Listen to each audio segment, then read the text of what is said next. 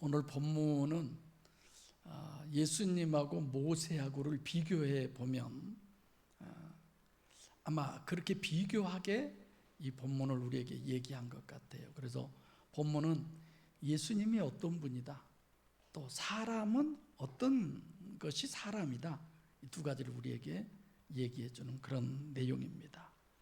자, 보면 예수님께서 보리떡 5개와 물고기 2마리로 5,000명을 먹였어요. 그래서 사람들이 예수님을 억지로 잡아다가 임금 삼으려고, 왕 삼으려고 했습니다. 그러면서 그들이 신명기 18장 15절에 모세가 나 같은 선지자 하나를 세우겠다, 그래서 신명기 18장 15절에 얘기한 바로 그 사람이 이 사람이구나. 그래서 예수님을 누구로 지금 얘기해요? 선지자로 생각을 하는 거죠. 그럴 만도 하죠. 예수님을 모세와 같은 분으로 그렇게 지금 대접을 하는데, 모세는 40년 동안 장정만 60만이죠. 약 200만 명을 만나로 먹였잖아요. 예수님은 딱 한 번 보리떡 5개와 물고기 2마리로 5,000명, 서로 비교를 해보는 거죠. 여러 가지가 이렇게 흡사하지만 지금 오늘 본문은 예수님께서 무리를 걸으신 것은 비교가 할 수 없습니다. 혹시 어떤 분은 무슨 소리냐, 모세가 홍해를 갈랐는데, 여러분 모세의 기적이란 말을 엄청 많이 들었죠. 그 말 맞습니까? 오늘 아침에 어느 목사님이 저한테 문자가 왔어요. 목사님 설교에 정말 은혜 많이 받았습니다. 그래서 내가 타이캄에 가서 설교할 만하구나 그런 생각을 했는데, 그날도 아니고 며칠이 지났는데, 일주일이 지났죠. 근데 오늘 아침에 그런 글을 보내주어서 하나님께서 은혜를 그렇게도 주시는구나 했는데, 모세의 기적이라는 말 자체가 우리 기독교인들이 쓰면 안 돼요. 그건 정말 잘못된 말이에요. 무슨 모세가 그런 기적을 베풀었습니까? 하나님이지. 사실 그럴 만도 해요. 홍해를 가르고 60만을 홍해로 건너게 했고, 애굽 사람들은 다 물속에 빠져 죽이게 했고, 10가지 재앙, 이스라엘 백성들을 가나안 거기까지 인도하시고, 대단하죠. 근데 사실 모세는 선지자예요. 예수님은 신인 메시아, 하나님이에요.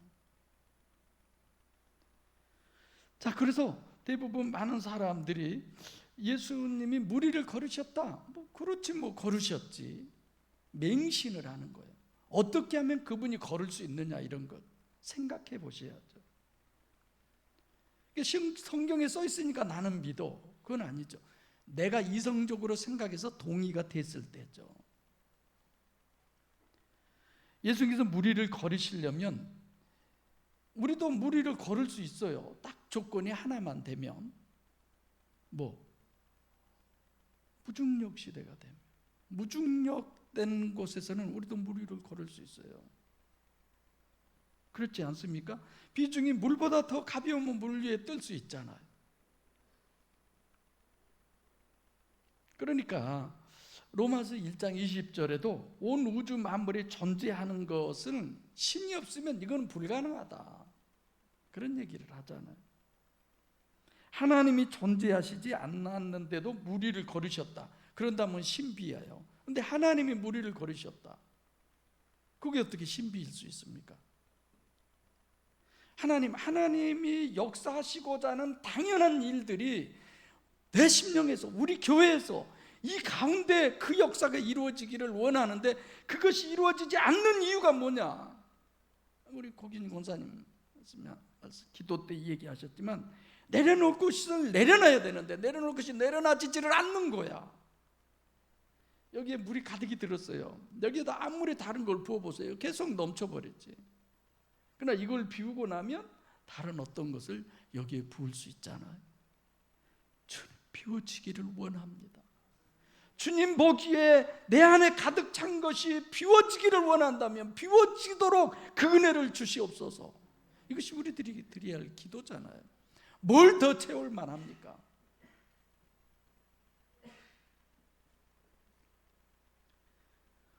가장 중요한 것은 예수님이 정말 신인 메시아냐, 진짜 하나님이고 진짜 사람이냐, 그분이 이걸 알아야 되잖아요. 요한복음 17장 3절에 예수님이 신인 메시아라고 하는 것을 아는 것이 곧 구원이라고 그랬어요. 영생이라고 그랬어요.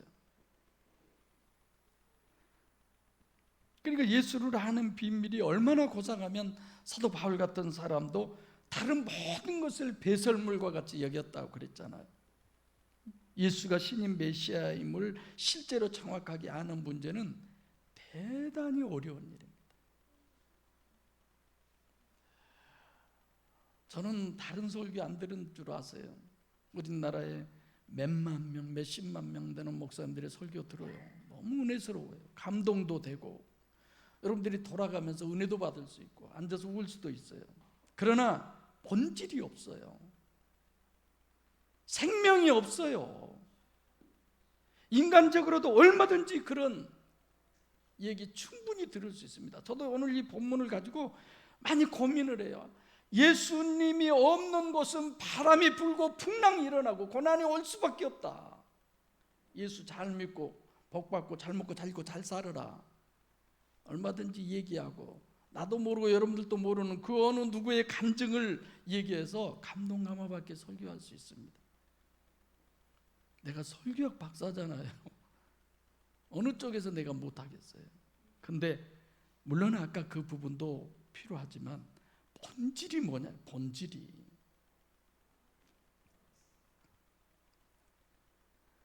제일 먼저 성경에서 예수가 신인 메시아임을 증거하는 것이 세메니온으로 기저, 표적으로 제가 여러분들에게 설명을 해드렸었어요.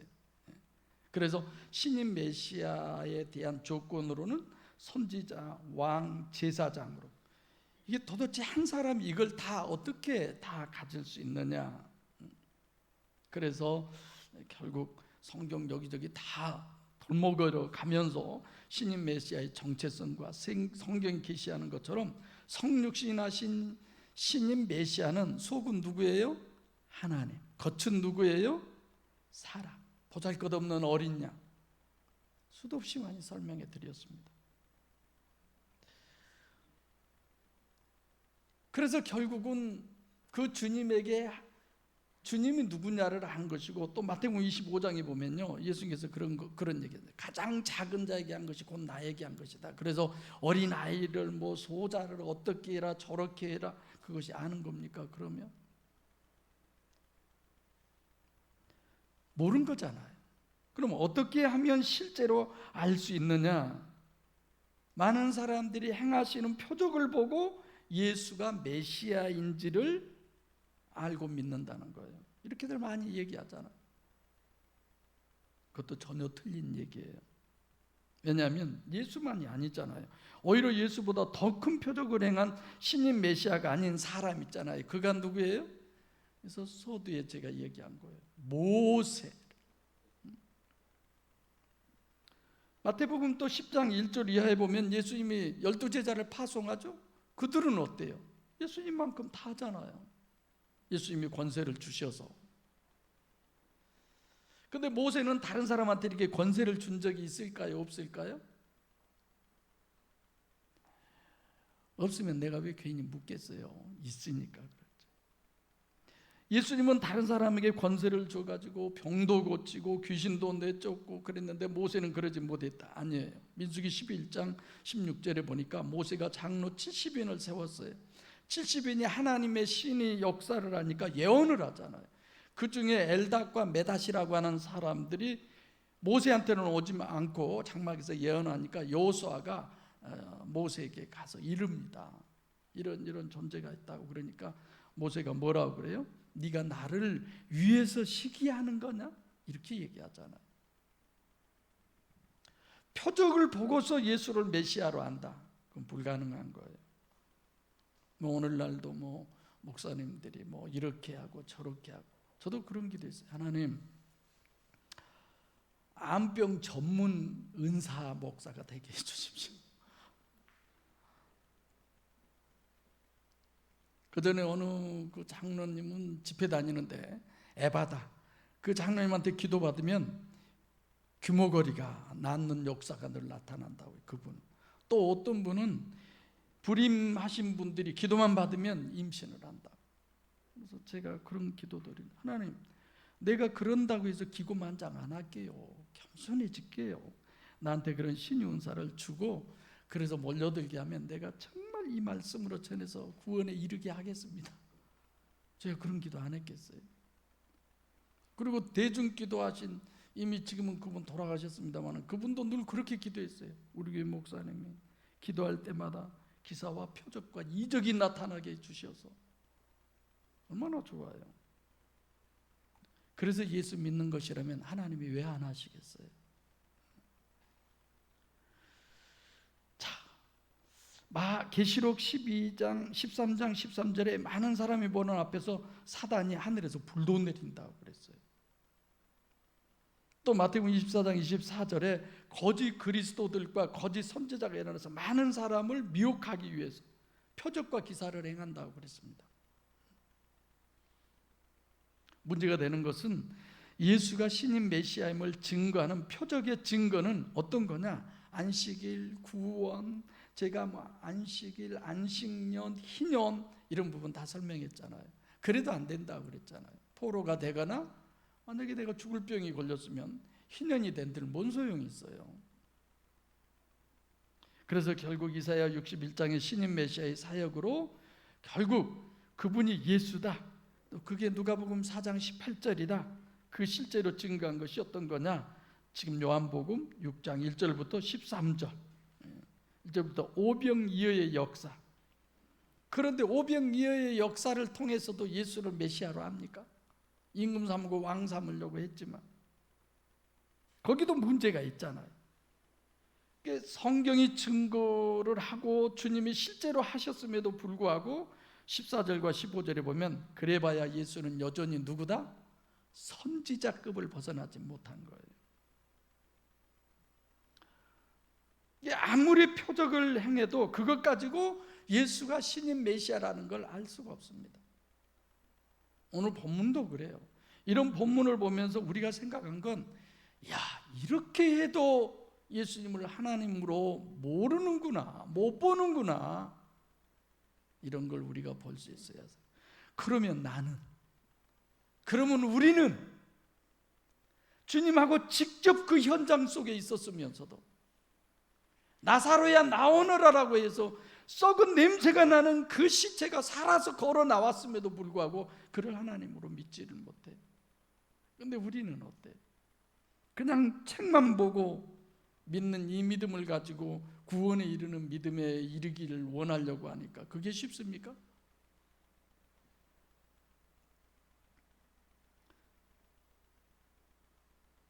그래서 예수님께서 표적을 행하신 이유나 목적은 결국은 뭐예요? 내가 하나님이다. 내가 너희를 구원할 자다. 내가 너희에게 영원한 자유를 줄 자다. 전능자 하나님을 얘기하시잖아요. 최후에 가장 중요한 것은 결국 내가 하나님이다라고 하는 것의 가장 큰 표적이 뭐냐? 오늘 본문이에요. 물 위를 걸으신 거예요. 예수의 신인 메시아됨의 가장 첫 번째 목적이 물 위를 걸으시는 건데, 물 위를 걸으신 목적이 뭐냐? 내가 하나님이다라는 것을 알게 하기 위해서예요. 그러니까 오늘 본문이 전개되는 이 상황은 오병이어를 행하신 그 지금 압달라 그 사람들이 예수를 누구로 봐요? 선지자로 봅니다. 그래서 왕으로, 모세급으로 보는 거죠. 왕으로 삼으려고 했고, 그러니까 예수님이 그들이 올바른 맞지 않는 그런 걸 하기 때문에 산으로 피하신 거예요. 산으로 가신 후에 제자들이 16절에 거기서부터 이제 시작이 돼요. 제자들이 바다에 내려가서 배를 타고 가버나움으로 갑니다. 가는데 풍랑이 일어나요. 그래서 예수님께서 물 위를 걸어서 제자들에게 오셔요.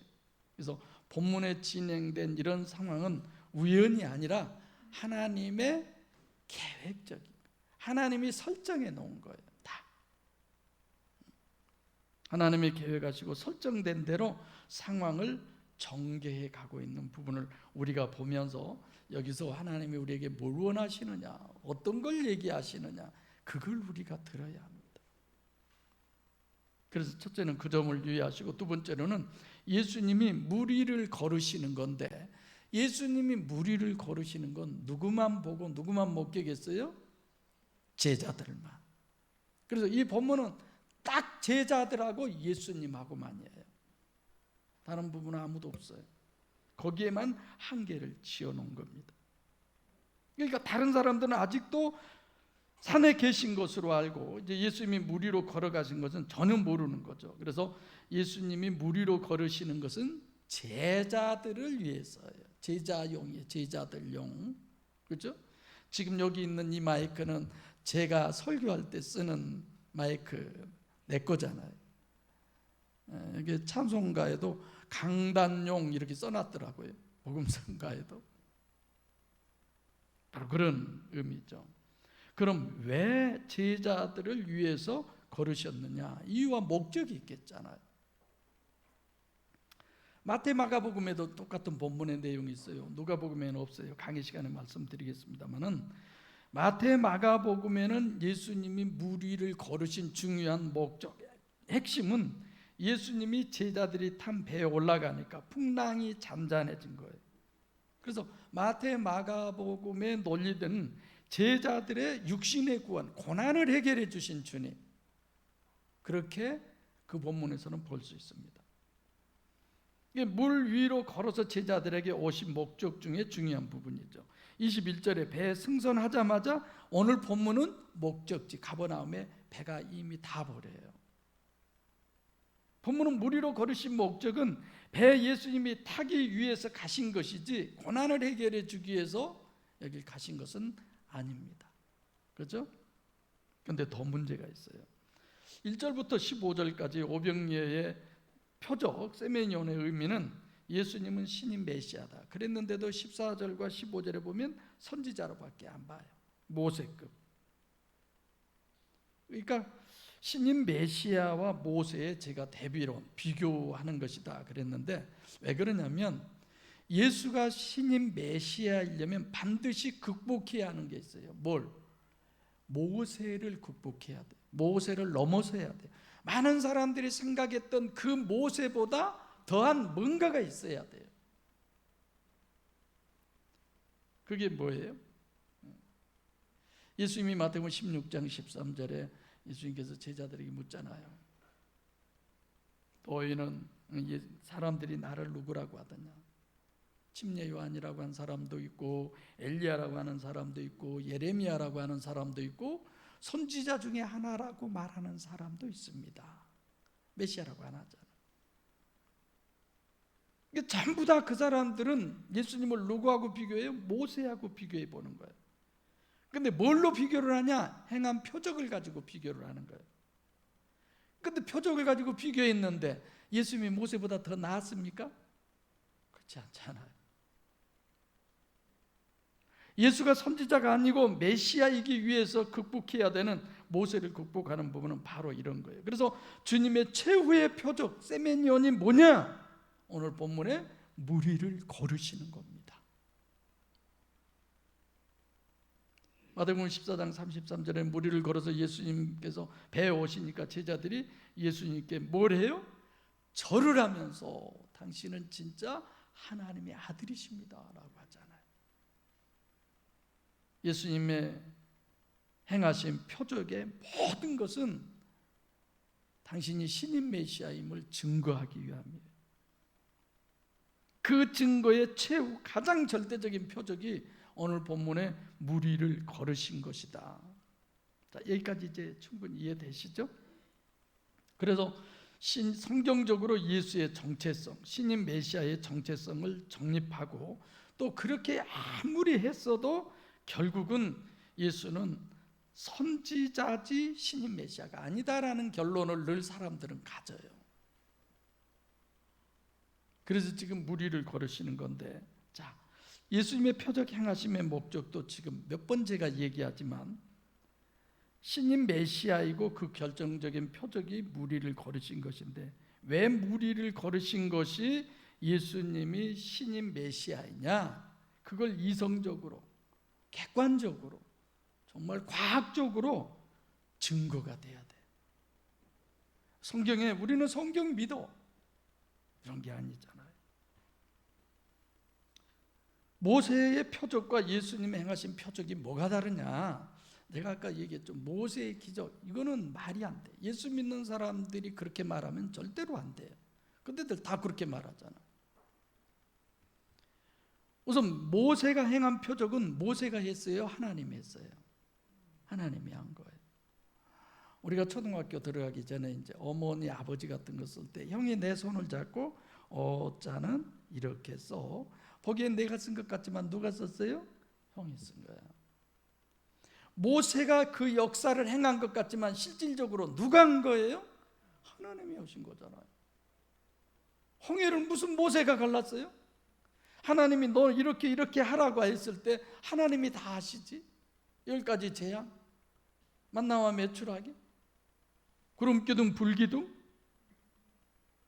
모세는 하나님의 능력, 그것을 빌어서 하는 거예요.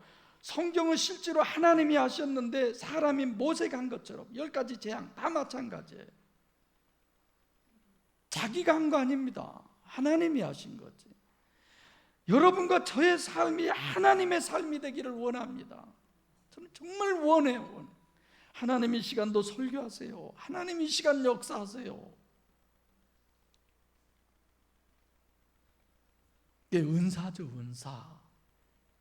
근데 참 중요한 문제가 있어요. 무리를 거르신 것의 신학입니다. 성경은 기적과 표적의 전집이다. 그래도 과언이 아니에요.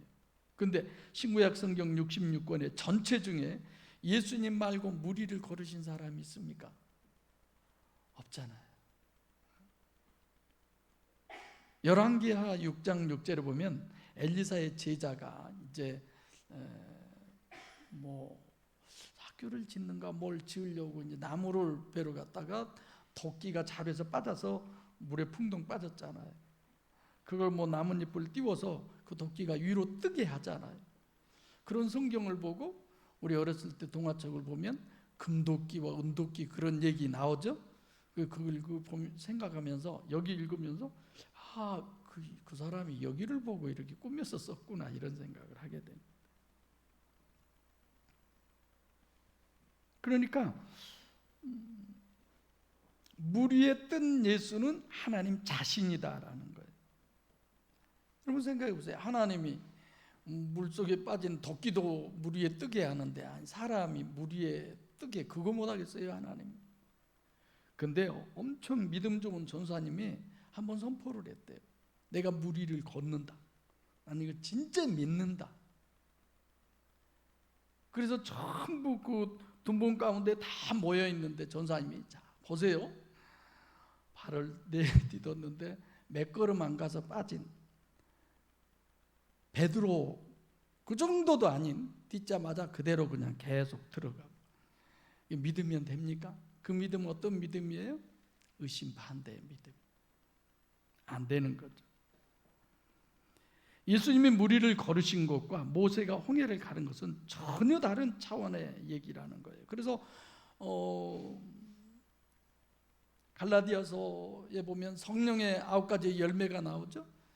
그걸 자기 열매예요? 성령의 열매예요? 성령의 열매. 성령이 내 안에 임하셔서 그분이 하신 것이어서 성령의 열매지 우리 개인의 열매가 아니잖아요. 그럼 우리가 하나님다운 것의 역사가 우리를 통해서 나오면 성령의 열매야. 사단을 통해서 나온 것은 그건 누구의 열매예요? 사단의 열매야. 사단의 나무가 되는 거야. 자, 17절에 배를 타고 바다를 건너 가버나움으로 가는데 이미 어두웠고 예수는 아직 여기서 예수는 하나님 예수예요. 19절에 제자들에게 오고 있는 분은 예수, 그냥 신인 메시아입니다. 20절에 가라사대, 주께서 가라사대 하나님이죠. 그리고 21절에 이제 영접합니다. 자, 그러면 호칭으로만 봐도 그러는데 홀로 남으신 분은 우리가 보기에는 예수인데 하나님이죠. 제자들은 배 타고 가고 20절에 내니 두려워 말라. 내니 여기는 육신의 예수예요? 하나님 예수예요? 하나님. 19절의 예수는 완전한 하나님이면서 동시에 완전한 인간인 선지자 모세 이런 존재가 전혀 아니다라는 걸 얘기하는 거죠. 그런데 이제부터 어려운 문제가 있습니다. 예수님의 정체성에 중요한 것은, 왜 예수님의 정체성이 그렇게 중요하냐? 여러분과 제가 구원받으려고. 할렐루야. 우리가 구원 얻기 위해서. 성경 66권의 결국 니코르는 뭐예요? 구원이에요. 모든 설교는 구원이지, 너희들이 화목하고 잘 먹고 잘 입고 잘 살아라 그런 얘기하는 거 아닙니다. 윤리 도덕적으로 종교적으로 타의 모범이 되고 그런 얘기가 아니에요. 이건 여러분과 제가 구원에 이르게 하는 거죠. 구원 받으려고 그러면 예수만 한다고 해서 구원 받을 수 있는 게 아니라 뭐까지 알아야 돼요? 나도 알아야 돼. 나 자신도 알아야 돼요. 그래서 본문은 신인 메시아의 정체성만 우리에게 얘기하는 것이 아니라 인간의 정체성을 우리에게 설명해 주고 있습니다. 인간이 누구냐? 나는 아니야. 아니에요. 인간은 창세기 2장 7절에 하나님의 설계는 겉사람은 뱁새, 육체 우선, 속사람은 황새인 초월적 영이 들어있다고 그랬잖아요. 하나님이 그렇게 인간을 설계해 놓으셨어요. 그래서 겉사람은 육체 우선인, 오늘 본문으로 보면 육체 우선이 어딜까요? 오늘 본문에는 뭘까요? 뭘까요? 배가 있죠. 그리고 황새인 영은, 속사람은 누구로 표현할까요? 그 안에 있는 제자들. 예수님이 육체는 성전이고 속은 하나님이다라고 그랬잖아요. 요한복음 2장 20절과 21절에 성전론을 우리에게 얘기하면서. 근데 우리도 마찬가지예요. 육천 우선이고 육체 우선이고 속에 황새가 있는데 뭐가 주체예요? 육체 우선이지만 여러분과 저의 주체는 영이잖아요. 영이 나잖아요. 근데 그건 영이라고만 그러고 실제로는 여전히 우리의 삶 속에 육이 주체가 된 것이 우리의 문제예요. 이 문제 해결이 어렵다 이겁니다. 근데 본문은 배가 주체입니까? 제자들이 주체입니까? 당연히 제자들이 주체죠. 본문의 능력이에요? 제자들의 능력이에요? 너를 졌습니다. 배의 능력입니까? 제자들의 능력이잖아요. 이렇게 인간의 정체성을 가시적이요 물리적으로 우리에게 명확하게 정립해 주는 것이 첫째 본문이 배와 제자들의 승선으로 이제 그렇게 정립해 주고 있습니다. 마태복음이나 마가복음에는 예수님이 제자들을 막 재촉해서 보내요. 예수님이 가라고 그들을 보내요. 여기는 그렇지 않아요. 오병이어를 체험한 사람들이 자꾸 예수님을 임금 삼으려고 하니까, 예수를 억지로 그렇게 하려고 하니까 예수님이 산으로 피하셨죠. 16절에 제자들이 어떻게 해야 돼요? 여러분들과 저라면 예수님이 지금 그 사람들의 등살에 못 이겨서 피해서 산으로 가셨어요. 그럼 어떻게 해야 돼요? 예수님 찾아가야지. 어디가 계신가 예수님 찾으러 가야지. 당연히. 근데 16절에 주님을 버리고 제자들만 간 거예요. 하나님은 떠나버리고 제자들만 지금 있는 상황입니다. 하나님을 떠나가지고 배를 타고 바다를 건너갑니다. 예수님 없는 인생 항로를 우리에게 설명해 주는 거죠. 그때 뭐가 일어요? 풍랑이 일어요. 그 풍랑은 하나님을 떠난 아담과 하와에게 창세기 3장 19절에 기록한 것처럼 뭐가 와요? 고난이 오게 돼 있어요. 고난의 주체는 에베소서 6장 12절에 기록한 것처럼 어둠의 영들, 세상 주관자, 마귀예요. 그 마귀도 누가 써요? 하나님이 써요. 그래서 결국은 그 고난을 통해서 영적 고난이 오게 하는 겁니다. 그런데 우리가 이 부분 잘 생각해요. 우리가 육적 고난을 당할 때 이것이 얼마나 영적 고난으로 그걸 내가 해석하고 이해하느냐, 이게 굉장히 중요한 거예요. 내가 11조 안 하니까 하나님이 벌 줬어. 거기서 끝나면 안 돼. 그래서 11조 해야지. 그게 아니에요. 영적 고난의 의미를 우리가 바로 깨달아야 되는 겁니다. 이렇게 하나님을 떠난 인간, 그럼 어떤 존재냐? 결국은 육적인 속성은 육체 우선이고 가시적 결과만이 전부고, 철저하게 이기주의고 철저하게 자기중심적이고, 이게 본문의 제자들이에요. 아니 어떻게 해가 졌는데 자기들만 가요? 예수님 모시고 가야지. 예수님 어쩌라고? 이 사람들은 육체가 절대야. 그러니까 자기들 집으로 그냥 각자 다 흩어져 이제 가려고 가는 거죠. 예수님이 어쩌든 말든.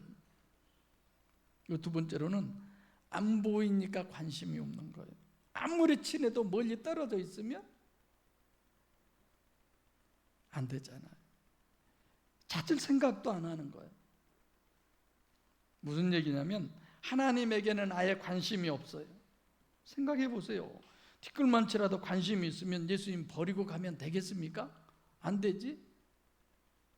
수제자인 베드로가 또, 야, 예수님이 하도 저것들이 저래서 지금 산으로 피해갔는데 어디 계신가 좀 누구들이 가봐. 아니면 내가 갔다 올게. 진짜 그분을 모시고 다녀야 되잖아요. 근데 거기에 관심이 없어. 이게 본문이 말하려고 하는 것은 아담 후손은 원죄를 보면서, 원죄가 뭐라고 그랬어요?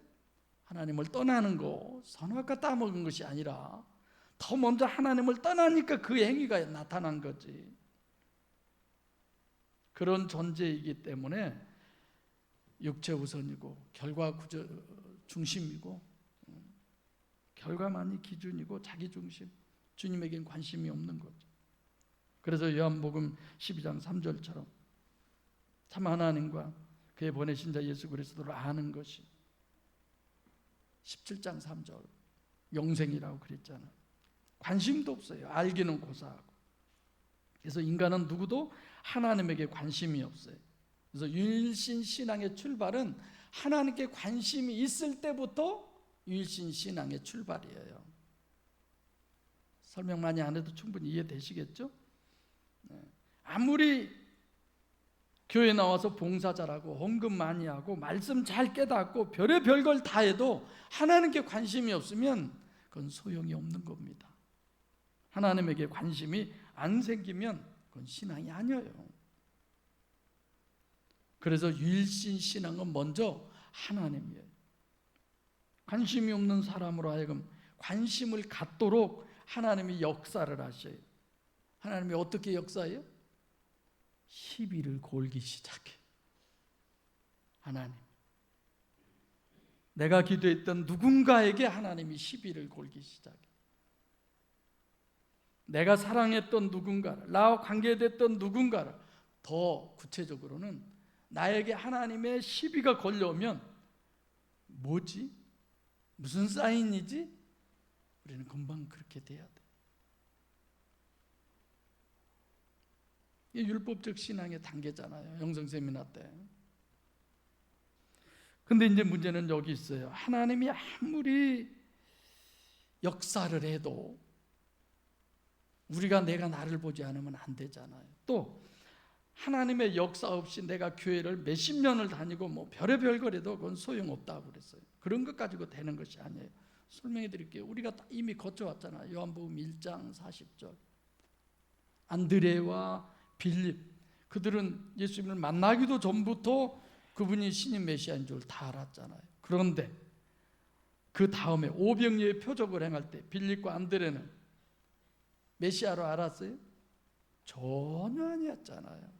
이런 부분에서 우리가 봤을 때 아하, 성령이 역사할 때와 역사하지 않을 때가 이렇게 다르구나. 이해되시죠? 그래서 하나님이 먼저 시비를 거셔서 이렇게 하나님을 믿게 했다고 하더라도 그것 가지고 하나님을 내가 믿는 건 아니에요. 하나님을 실제로 믿게 하신 작업이, 하나님은 이렇게 풍랑 속에 밀어놓으시고 그리고 무리를 걸어오셔서 제자들한테 오신 거예요. 들어오신 거예요. 그러니까 하나님을 믿으려면 하나님이 다 하는 거예요. 이건 엘로힘적이에요. 진짜 신앙은 내 의지가 발동이 돼야 돼요. 내 마음에서 허락이 돼야 돼요. 내가 알고 내 이성으로 분별하고, 그렇죠? 그걸 위해서 무리를 걸어오시는 겁니다. 하나님의 역사의 절대적 조건이죠. 그래서 이 본문이 중요한 것은 제자들이 예수님을 버리고 간 것은 이 제자들이 육체 우선이고 가시적 결과고 자기 중심이고 이런 존재들이었어요. 근데 자기 이성을 가지고 그것을 깨부시는 거예요.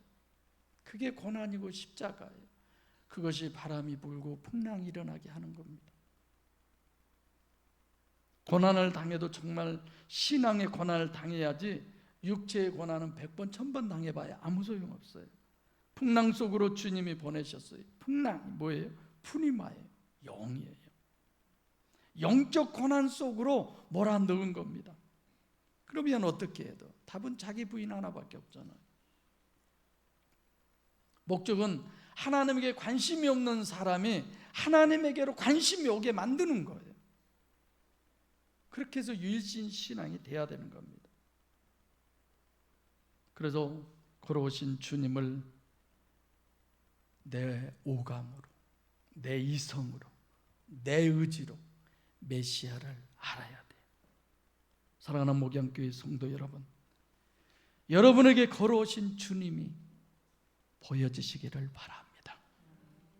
그 주님을 맞이하시기를 바랍니다. 그 주님을 만나시기를 바랍니다. 오늘 본문 배에 있는 제자들은 무리로 걸어오신 주님을 원했어요. 그분들이.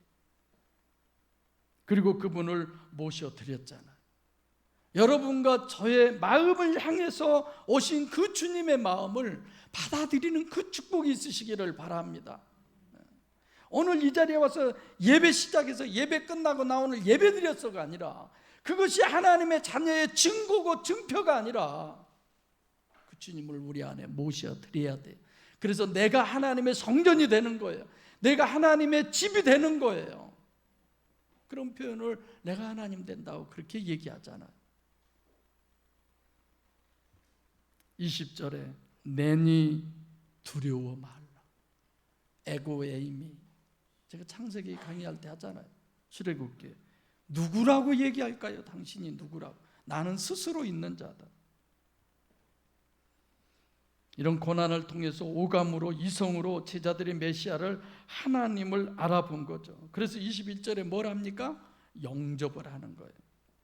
원죄가 하나님을 떠난 거예요. 원죄 해결은 뭐예요? 그분이 다시 들어오신 거예요.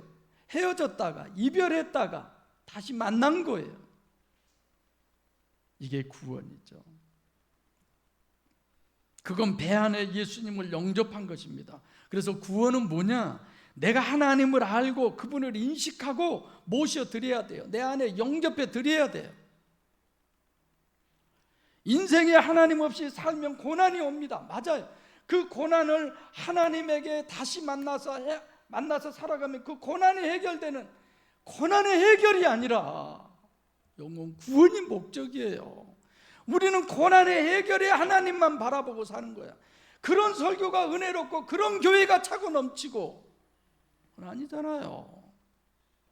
천국을 가야지. 육체에서 영원히 분리되면 이 땅에서의 고난이 비록 해결됐다 할지라도 하나님을 모시지 않으면 그 영혼은 영원한 고난 속에 살아가는데, 잠시 잠깐의 고난을 통해서 하나님을 내 안에 영접하면 그 영혼은 영원히 하나님 안에서 함께 살아가는 거예요. 할렐루야. 그래서 하나님이 두려우면 안 돼요. 두려운 분을 어떻게 내가 우리 안에 영접할 수 있어요? 그래서 성경적 신학으로 이렇게 완전하게 정립을 해야 돼요. 신님 메시아의 정체성뿐만이 아니라 그분은 이런 사역을 하셨고 그걸 우리가 이성적으로 정립해서 그분을 대망하는, 기다리는, 그래서 오시면 영접하는. 우리는 그냥 전지전능하신 하나님이 역사하면 되겠지, 천만에요. 인격적 하나님은 침입하지 않습니다. 우리가 영접해야 돼요. 원해야 되는 거예요. 바라야 되는 거예요. 그래서 제가 이렇게 늘 설교하는 것도 신임 메시아를 내가 이성적으로 충분히 이해해서, 그래서 내 마음에서 발동해서 예수를 영접하기를 내가 원해야 돼요. 그러면 주님은 우리 안에 오십니다. 할렐루야. 그래서 21절에 영접하되 람바노죠. 누가 영접한 거냐? 예수님을 영접한 것은 누가 한 거예요? 제자들이 한 겁니까? 그럼요. 삭개오도 예수님을 영접했을 때 삭개오 집이 한 것이 아니라 삭개오가 한 거잖아요. 예수님을 지금 오늘 본문에서 배가 영접한 것이 아니라 누가 영접한 거예요? 제자들이 한 거예요. 목양교회가 예수님을 영접한 것이 아니라 여러분의 심령에 예수님을 영접해야 되는 겁니다. 그런데 본문은 주님을 영접했다는 것이 제자들은 없어요. 배 속으로 영접했다고 그렇게 돼 있습니다. 원어가. 배가 인격체입니까? 배가 육신입니까? 아니잖아요. 육신 속으로 들어오시기를 영접하기를 원했다는 거예요. 그래서 들어오셨다. 그래서 21절 끝절에 이에 기뻐서 배로 영접하니 배는 곧 저희 가려던 땅에 이르렀더라. 배에 들어오시는 것이 목적이죠. 왜냐하면 오자마자 도착했으니까. 임마누엘을 얘기하는 겁니다. 우리 입장도 사람도 그 임마누엘이 전부고 그 임마누엘이 목적이에요. 우리들은 정말 그게 목적이에요.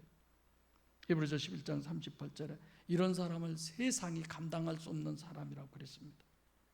우리 육신 안에 지금 이 배 속에 예수님이 실제로 들어오시듯이 여러분과 우리 심령 속에 예수님께서 보혜사 성령으로 실제로 들어오시면 세상이 감당할 수 없는 사람이 된다고 하셨어요. 그래서 예수님을 보혜사 성령으로 우리 심령 속에 물리적으로 실체적으로 그리고 실제로 영접하셔서 예수님처럼 하나님의 자녀로 육신과 세상을 승리하시고 하나님의 아들로 천국의 영광을 누리는 우리 목양 식구 모두가 되기를 간절히 소원합니다. 기도하겠습니다.